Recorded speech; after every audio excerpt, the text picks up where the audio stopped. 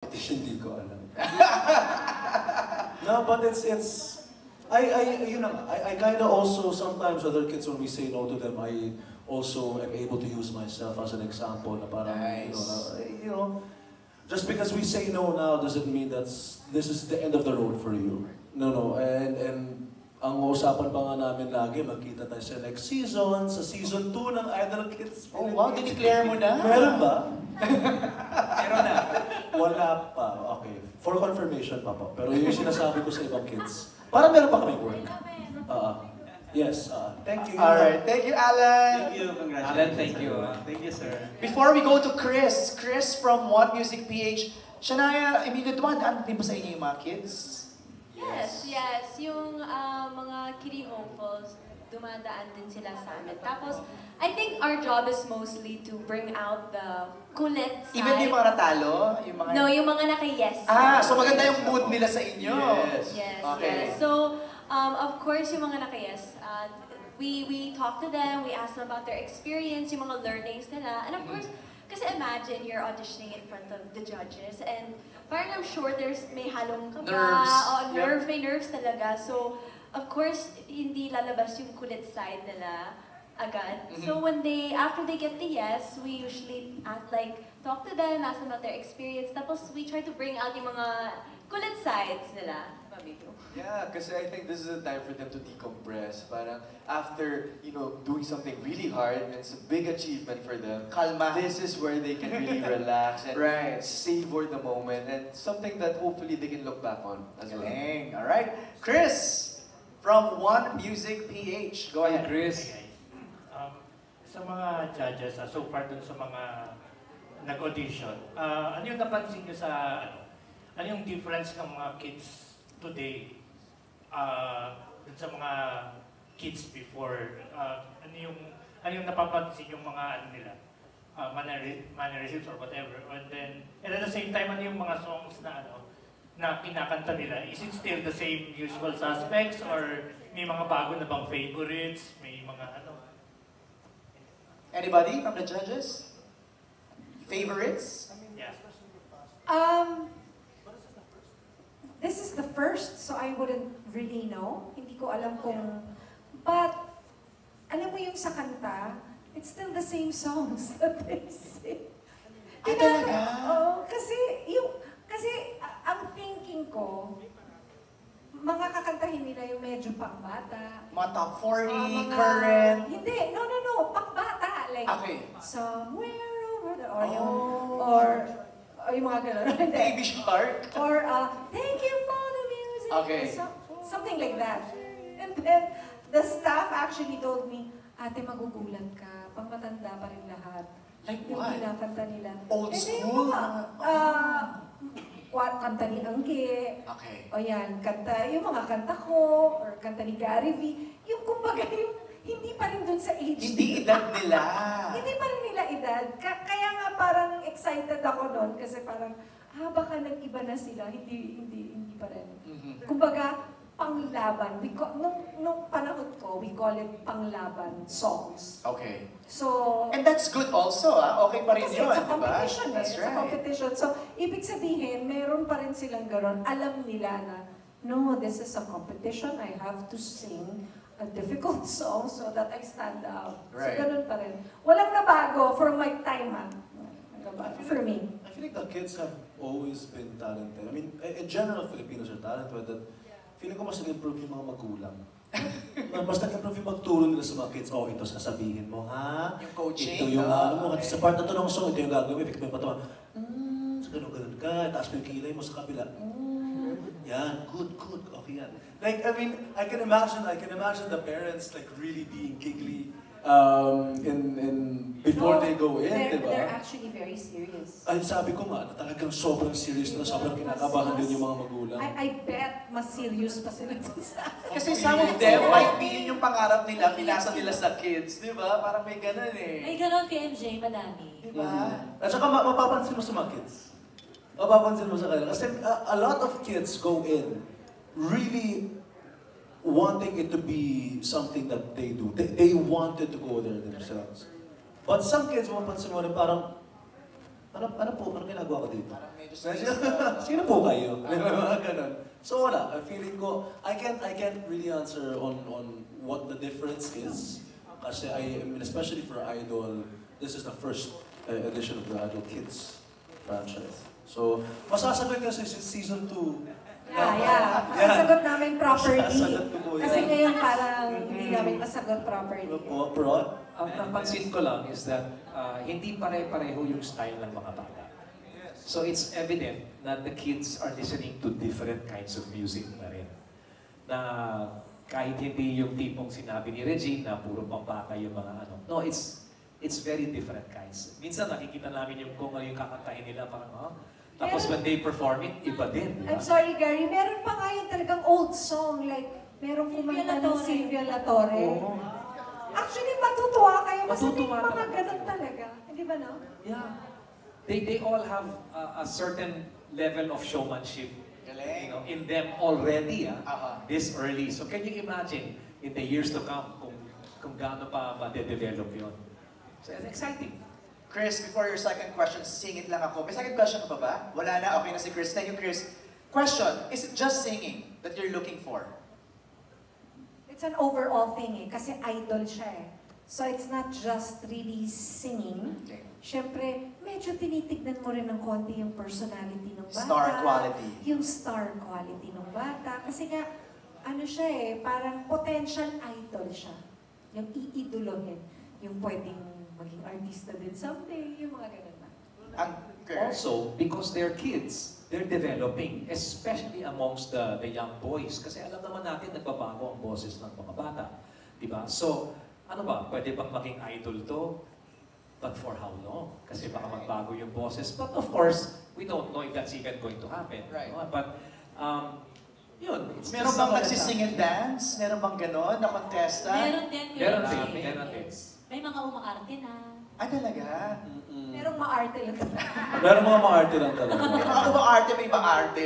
Okay, meron pa tayong next set of questions, but before we proceed, may paraffle daw muna ulit. Wow! Ang ating ano.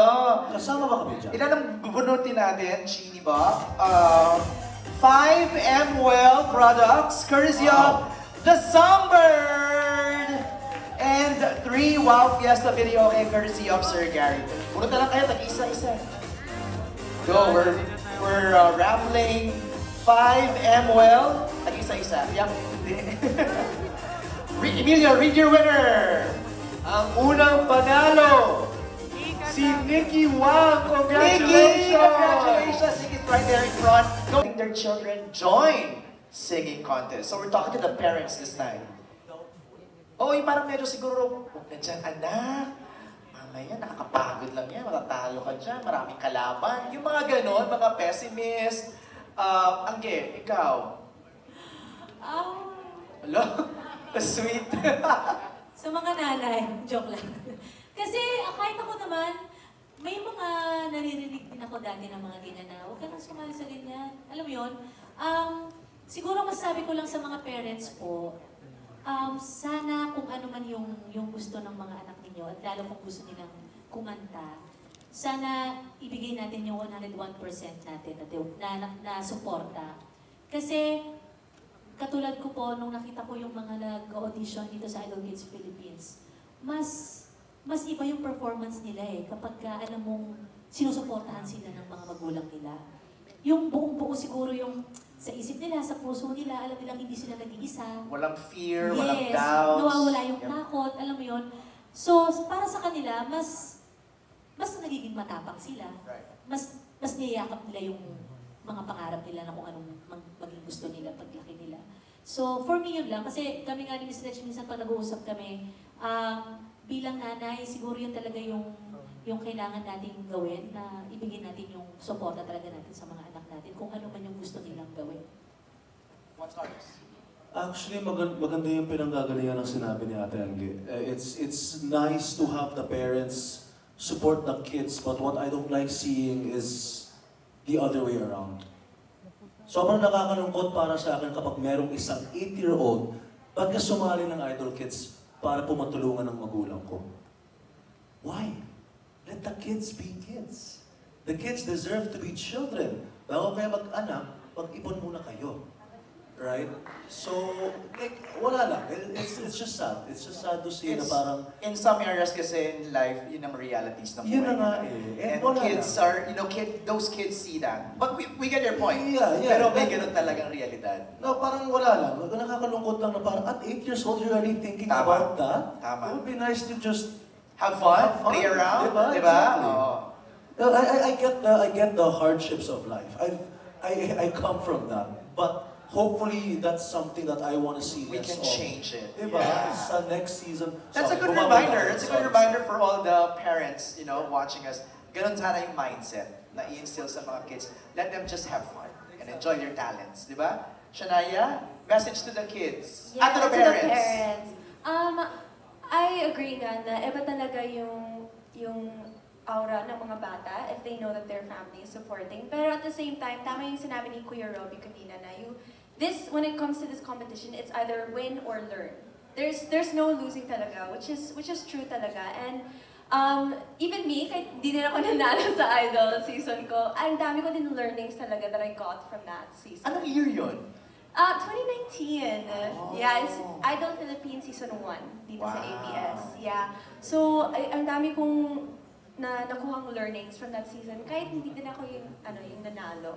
But at the same time, having, your family and your parents to really be there and... Kasi parang, when you're a kid, how can you believe in yourself when your support system is your parents? So at the same time, if you know that your parents believe in you 100%, ikaw maniniwala ka din sa sarili mo. So, ayun. So, of course, everything in life is a learning experience as long as your kids are having fun. Okay. And are enjoying themselves. And iba din talaga yung performance nila. I was watching the auditions also. Iba talaga yung auditions kapag na-enjoy yung mga bata sa performance. We can't wait to watch that on June 28. Ang second question ni Hannah is for Ate Reg and Kuya Gary. As one of the leading forces of OPM, what are the qualities you admire in the current generation of singers? Kasi ngayon usang-uso yung mga singer-songwriters. Gustong-gusto ko yon. Kasi nung panahon namin, maraming mga songwriters, pero they don't sing or kahit kumakanta sila, hindi nila kinakanta yung mga kanta nila, kinakanta ng ibang tao. And I asked my husband about it kasi feeling niya, when you're a songwriter, you're not necessarily a vocalist. Philippines. Kasi yung mga hopefuls na kumanta, siguro mga 60 to 70% were songwriters. So we would have to remind each other, guys, this is a singing contest, hindi songwriting contest. Kasi we would make them do a sample of their original songs.